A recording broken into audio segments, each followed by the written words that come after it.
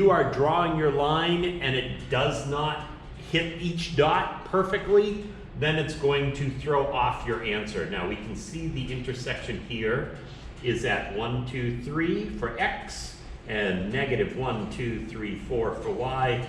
So 3, negative 4 is my solution to this system of equations. All right. See, is there anything down here? No. So we'll move on to the next one. Solve the system of equations by graphing. Well, this one's not in y equals mx plus b form. So my suggestion is the very first thing you do is get it into that form. You want to get the y by itself, so I'm going to add 2x to both sides. Now I would like my 2x to be listed first, so I have my mx plus b. So I'm going to say 3y equals 2x minus 11. And then I'm going to divide each by 3. It's kind of like distribution, but it's with either 1/3 or with dividing by 3, and you can distribute division like that. So y equals 2/3 x minus 11/3. Well, that's not really what we'd like. We don't like to have two fractions here, especially here. We don't like a fraction there. I'll show you how to deal with that in a minute. Let's deal with this side, and then I'll talk about those fractions. So I'm going to subtract 2x from both sides. I get negative 5y equals negative 2x plus 9. I then divide everything on both sides by negative 5, not just the slope. Divide everything. So y equals positive, negative divided by a negative, 2/5 x minus 9/5. Now, you could attempt to graph negative 9/5 and then count up 2/5 for slope. But it's a lot easier if you can come up with, and I'm expecting you to do it this way, come up with, instead of breaking this into parts, an integer that you can put in for x and come out with an integer for y. Now that's a little tricky, so I'm going to explain what I mean. Notice both of these have a denominator of 3. So it's kind of like saying 2 times what minus 11 is divisible by 3. We want the answer divisible. Technically, we could put this all over 1, 3 because they have the same denominator. So what can I multiply? What integer can I multiply times 2, subtract 11, and get 3, and get something that's divisible by 3? Well, often I start with 1 because that's an easy one to do, because I know it's not going to be 0. And it's never going to be more than 3 in, 3 numbers in a row. You don't have to test more than whatever the denominator is. So if I try 1, 2 minus 11, oh, that's negative 9. Isn't that divisible by 3? Yes, it is. So if I put in 1 times 2 is 2, minus 11 is negative 9, over 3 is negative 3. Now I have a coordinate that this will go through. So I can use this as my first point. I'll use it in purple. The point 1, negative 3. And once you have any one point, you can count out from there the slope. Up 2 to the right 3. Up 2, right 3. Oh, that was only 2. Up 2, right 3. 3, there we go. Or down 2, back 3. Same thing. And draw your line. Now, I'd like my line to be something I can see easy, so I'm making it this bright color. And that's pretty good. Let me fix that here. Oh, there's a problem. I counted wrong. for that one. And that's one of the reasons why you always do more than 2 points. See this point here? I misplaced it by 1. Down 2, right 1, 2, 3. I counted wrong. So you have to be very careful of that. Make sure that you're counting correctly each point and that your line is nice and neat. There's my first line. Now I need to move on to finding this one. So let's see. What can I multiply times 2, subtract 9 from the answer, and get something divisible by 5? Well, I think 2, because 2 times 2 is 4. If I put in 2 for x, 2 times 2 is 4. 4 minus 9, negative 5 divided by 5 is negative 1. So again, 2 times 2 is 4. 4 minus 9, negative 5 over 5 is negative 1. That's how I get there. So this is my point that it's going to go through, 2, negative 1. And then for every time I go up 2 to the right 5. 1, 2, 1, 2, 3, 4. Oh, look at that. It intersected the very first attempt. We still want to have another point down to back 1, 2, 3, 4, 5.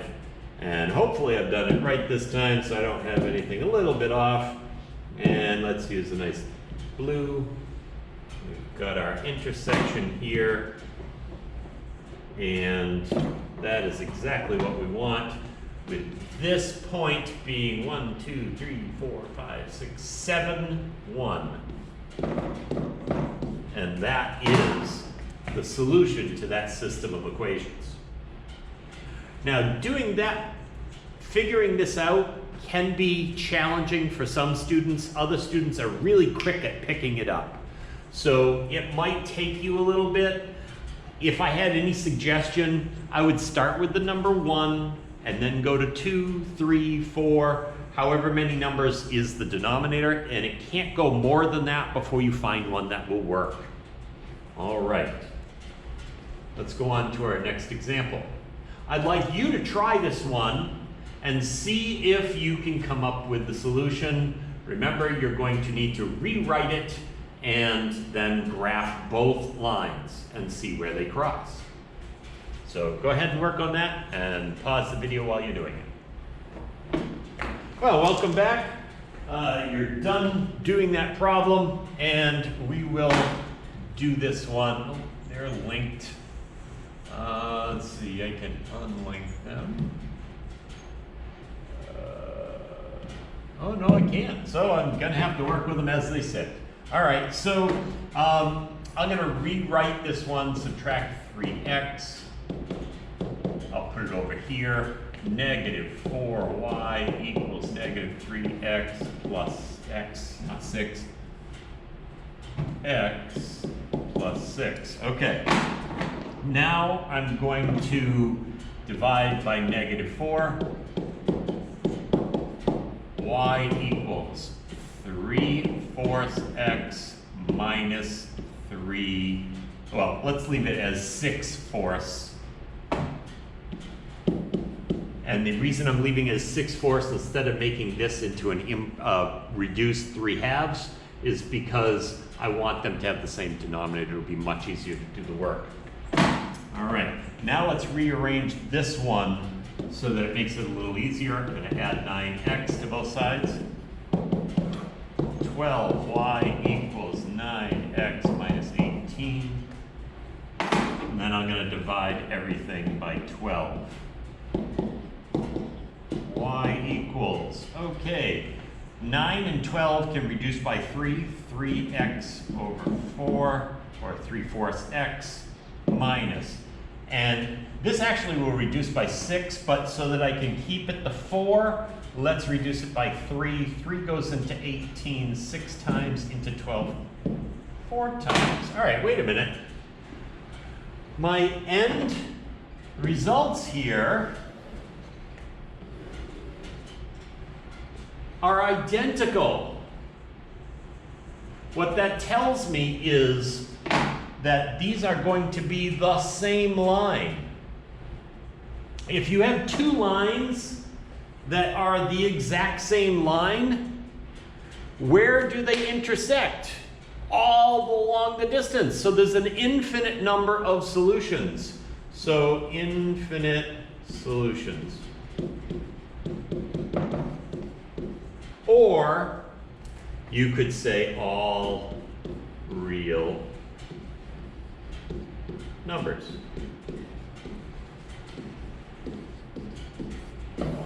Will work in this problem. Now, when I actually graph this though, let's see, 2 times 3 is 6, 6 minus 6 is 0. So if I put in 2, I get out 0. So the point 2, 0 is a good point to use. And then I can count out my slope 3/4. 1, 2, 3, 1, 2, 3, 4. 1, 2, 3, 1, 2, 3, 4. And I can draw my line through that. And there is the graph. Now you are required to graph it, so therefore, since you're required to solve by graphing, you actually have to graph. And what I'm going to do is I'm going to put same line, because both equations are the same line.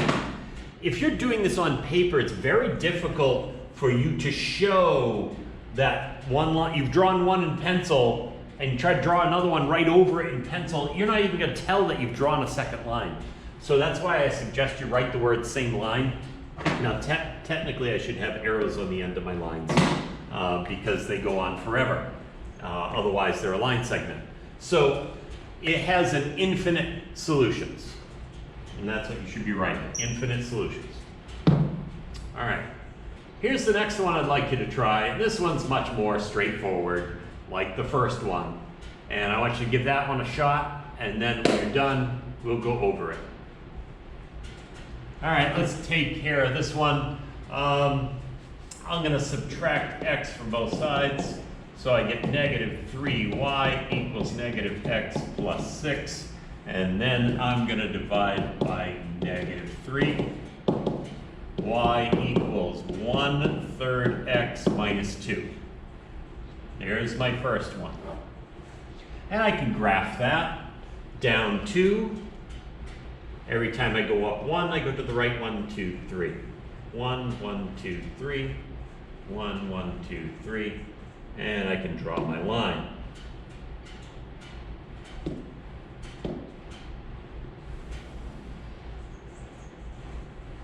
Okay, let's make that a proper line. There we go. All right, next thing is I have to rewrite this one. Subtract 2x. Negative 6y equals negative 2x plus 8. All right, now I'm going to divide by negative 6.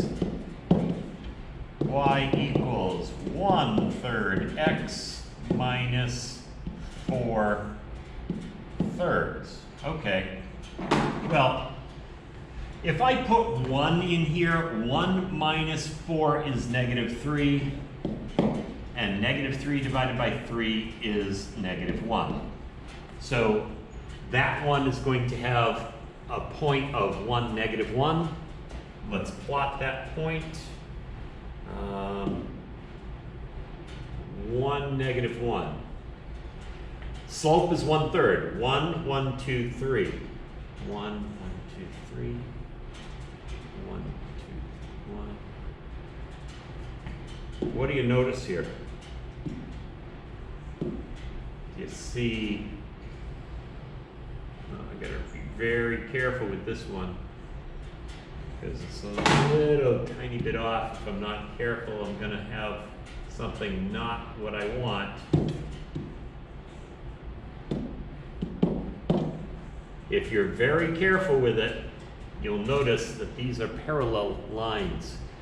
Besides the fact that they have the same slope, that should give you a very big indication that they could be parallel. But parallel lines not only have the same slope, but they have different y-intercepts.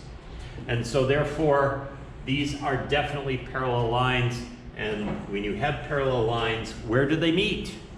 They don't. So no solution.